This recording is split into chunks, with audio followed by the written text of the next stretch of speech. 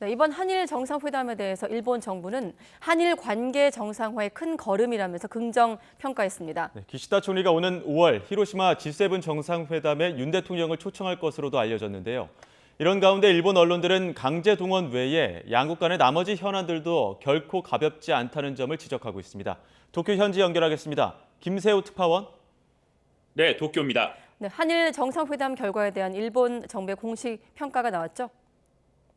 네, 일본 정부 대변인인 마스노 히로카즈 관방 장관은 오늘 오전 브리핑에서 이번 한일 정상회담은 양국 관계 개선의 큰 걸음이라며 의미를 부여했습니다. 그러면서 한국 대통령이 12년 만에 일본을 방문해 정상 간 신뢰를 돈독히 하고 한일 관계의 새로운 장을 여는 셔틀 외교 재개의 뜻을 모았다고 평가했습니다. 관련 발언 직접 들어보겠습니다.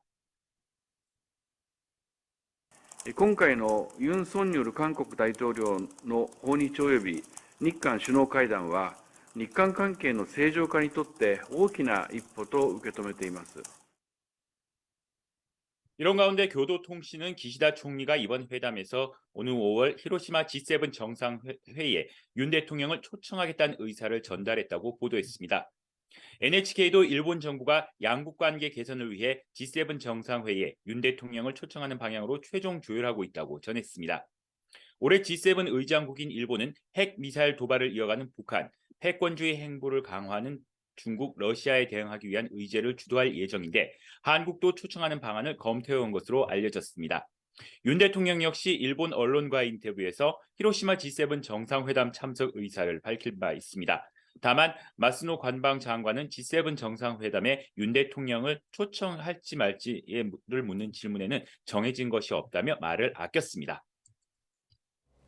네, 일본 언론들 평가도 궁금한데요. 향후 한일 관계 어떻게 내다보고 있습니까?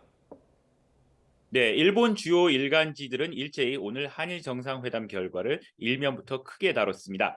요미우리나 아사히 등 보수와 중도, 진보지 등 기존 논조 성향에 관계없이 일본 언론들 대부분은 한일 정상화로 일치, 한일 관계 개선 등의 제목을 뽑으며 주요 성과를 자세히 전했습니다. 셔틀 외교 재개와 경제안보 관련 협의체 창설, 안보 대화 체계, 지소미아 완전 정상화 등을 정상회담의 주요 성과로 꼽았습니다. 하지만 남은 현안들이 결코 가볍지 않다는 점도 지적했습니다. 대표적으로 화이트리스트 복귀, 후쿠시마 제1원전 오염수 방류, 사도광산 문제 등을 거론했습니다.